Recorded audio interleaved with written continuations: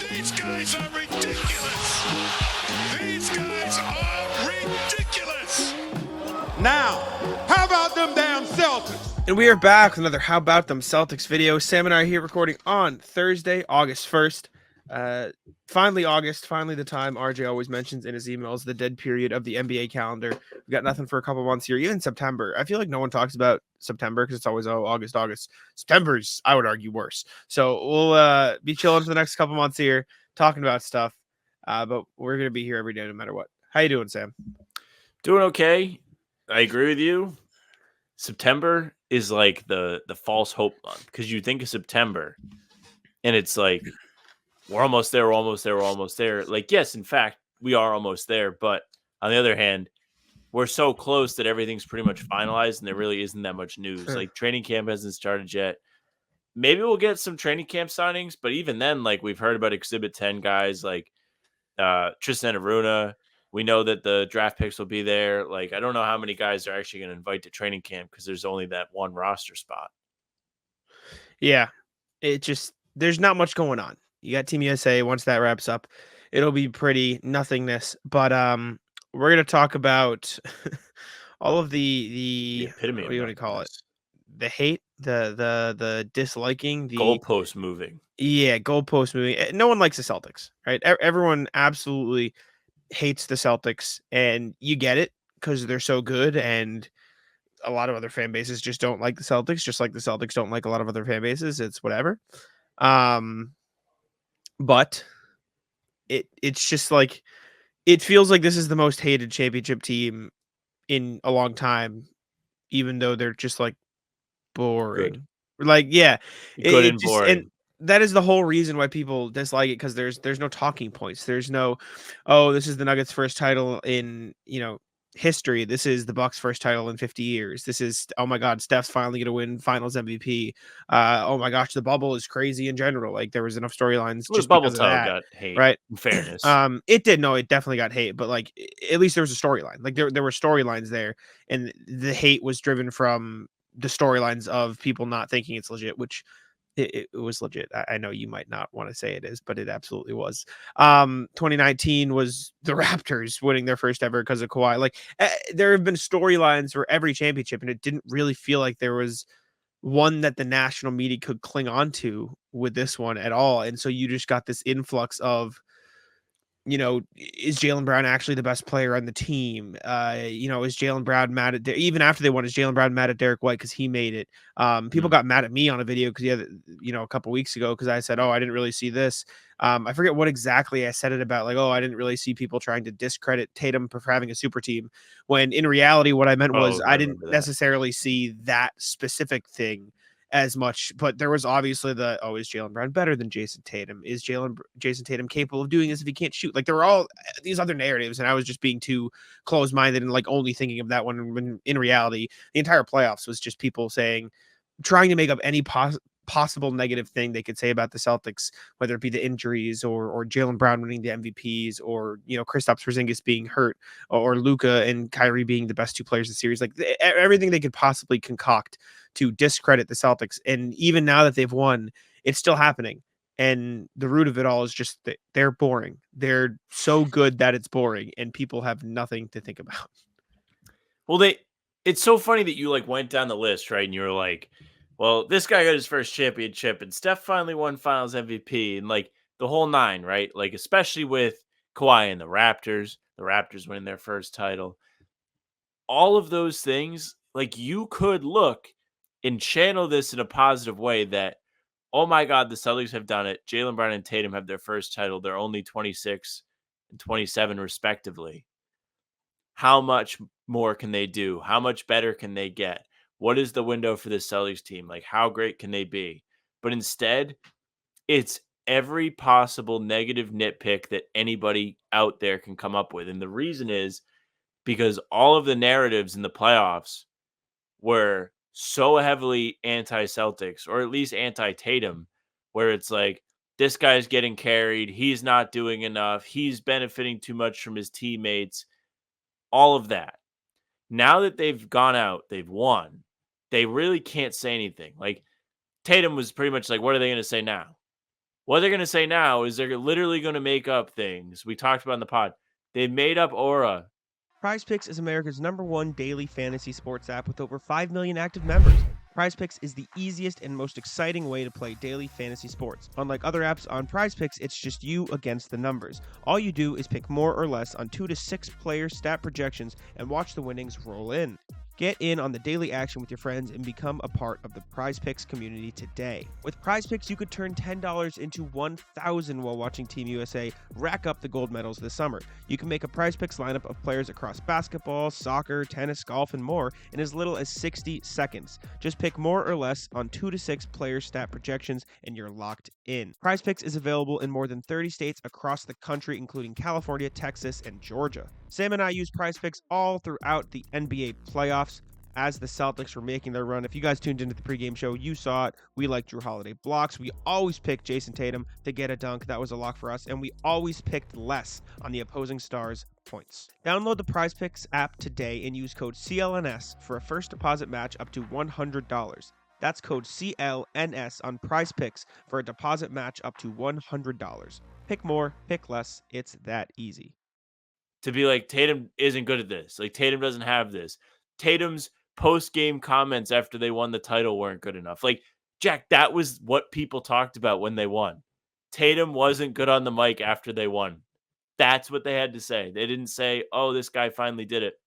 No, he was corny. That's what they had to say.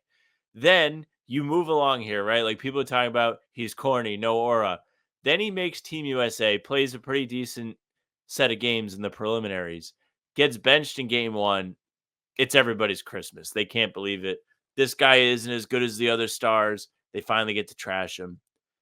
They turn that into, 1, a knock on him. 2, a way to try and divide this team. You mentioned one with Jaylen Brown not getting on instead of Derek White.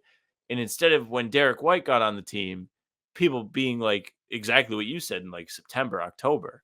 This guy is going to be a great fit. He can do everything. He's going to be a perfect guy for the rest of the team to play off of. Instead, it was Jaylen Brown should be pissed. So much so that Jaylen had to come out and talk in Vegas, talk to the press and be like, there's actually no problem, believe it or not. But anyways, back to Tatum. When Tatum got benched, they made it about Derek White. And like, should Tatum be embarrassed that Derek White, the 5th best player on the Celtics, is playing minutes? Is it disrespectful? That's the kind of things being pushed out. Tim Legler went on ESPN and said that. Like, you can look up the clip. It happened.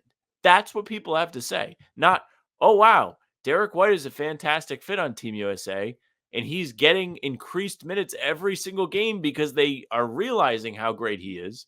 No, it's that Tatum is getting outshined by his supporting castmates, and whether or not that's true, it shouldn't be the story because there are just other angles you could take that are more positive. You don't have to tear somebody down. That's all they want to do is tear down Tatum. And you've mentioned it. You've went to bat for Tatum probably more than anybody. This is a guy that shouldn't have any haters. He doesn't do anything to warrant extra attention. He's just out there trying to enjoy himself, and then he goes home and hangs out with his kid. The bizarre hating is too much for even me. It's just like all unnecessary shit too. Like, for years it was, can Tatum and Brown play together? Are they even friends? All of this. And now it's even, well, you know, is Jaylen better? Like, is it even Jason's team? Like, is that going to be a problem? Like, all this stuff, like you mentioned at the start, like with the goalposts just keep moving for this team. We made a video in February that this is sort of inspired by, called "Stop Crying About Jason Tatum," and I might title this one "Fuck, Keep Crying About the Celtics," because like, I honestly, I get it. I understand why people are crying about the Celtics, because it's fucking boring. Sam, if this was any other team in the NBA, if you were a fan of any other team in the NBA, this sucks. This like, it just sucks. This team's boring. This is not a fun team to watch from a national perspective. I don't care because I cover the team. We cover the team. It's fun because we're in the moment and we've covered this teams for so long. To finally see them get it done is an internal narrative that's really fun to see it played out. But from a national perspective, it sucked. It was boring. It was start to end, season start to season end. Celtics, one of the top contenders, best team in the league the whole year. Look at, they dominate, run to the title, blah, blah, blah. That's an objectively boring NBA season. Just complain about Greatest that. season ever. Don't make shit up about do they hate each other? Does Jason Tatum hate Jaylen Brown because he's taking the spotlight? Clearly fucking not. like objectively clear. No, they do not hate each other. Tatum even came out recently and said, yeah, I should have done a better job backing up Jaylen Brown, but I just like to stay quiet and play basketball. What else do we need to, what else needs to happen? Jaylen Brown, nah, I talked to Derek White. We're good. Derek White said, yeah, he didn't even need to text me. It was like, it didn't make sense. It was just because of everything going around. Tatum saying, oh yeah, you know, it was a humbling experience, but I'm just glad I got to play again because all the shit going around. Clearly, none of them none of them care. Not No, a they single don't. one of them cares. And again, like I said, I get it. I totally get it. From any other team, fan base in the league, objectively boring NBA season, but just hate on it because of that. Like I get hating on it. Fine. I get if you're a Sixers fan, a Knicks fan, a Heat fan, a Lakers fan, obviously you're gonna hate on it. One of your rivals just won the title, obviously.